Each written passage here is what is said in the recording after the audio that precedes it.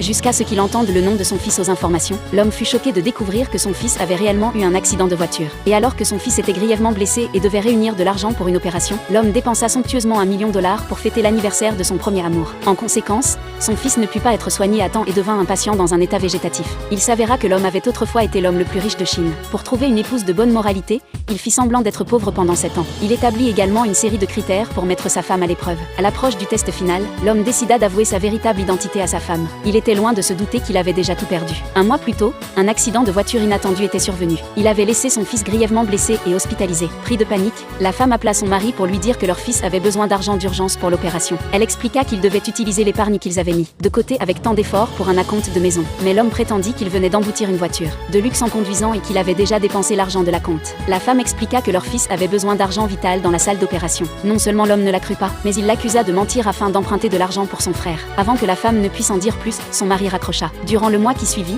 le mari disparut complètement. L'opération du fils échoua également, et il devint un patient dans un état végétatif. Alors que la femme sombrait dans le désespoir, quelqu'un se présentant comme le premier amour de l'homme la contacta, et lui demanda de venir dans un hôtel. Lorsque la femme arriva à l'hôtel, elle apprit que son mari fêtait l'anniversaire de son premier amour. À ce moment-là, elle découvrit également que son mari était un milliardaire. Le mari avait fait semblant d'être pauvre, et de vivre dans la difficulté pour tester si la moralité de la femme correspondait à ses critères. En entendant les rires et les conversations dans la salle privée, la femme comprit qu'elle n'était rien d'autre qu'un test aux yeux de cet homme riche. En pensant que son fils était devenu un patient végétatif faute d'argent pour l'opération, tandis que son mari dépensait ici $1 million pour l'anniversaire de son premier amour, la femme comprit enfin que ces 7 années d'efforts avaient été une plaisanterie. Le cœur brisé, la femme demanda le divorce dès le lendemain. Mais la réalité lui porta un autre coup fatal. Le personnel lui dit qu'elle et l'homme n'étaient pas légalement mariés. La nouvelle fut comme un coup de tonnerre dans un ciel clair. Il s'avéra que son mariage avec l'homme avait aussi été l'un de ses tests. Les souvenirs heureux lui revinrent en mémoire. La vérité transperça tout son être comme une lame. La femme composa le numéro du directeur ZAM et décida de s'inscrire à un programme de recherche sur l'éveil cérébral des patients dans un état végétatif.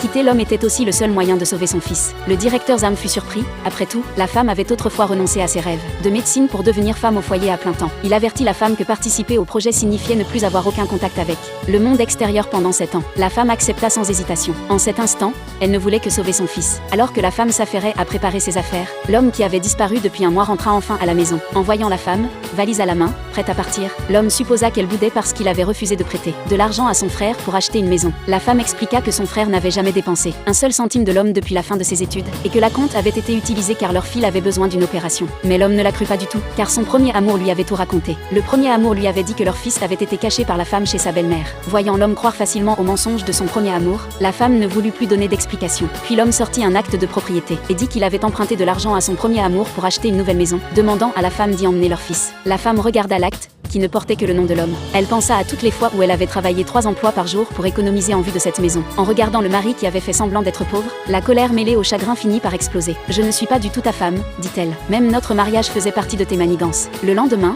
la femme remit sa lettre de démission. Le directeur lui dit qu'un client VIP de la salle haut de gamme avait expressément demandé ses services, et lui demanda de terminer son travail de la journée avant de partir. Lorsque la femme arriva dans la salle haut de gamme, elle vit par hasard le premier amour et l'homme boire dans la même coupe.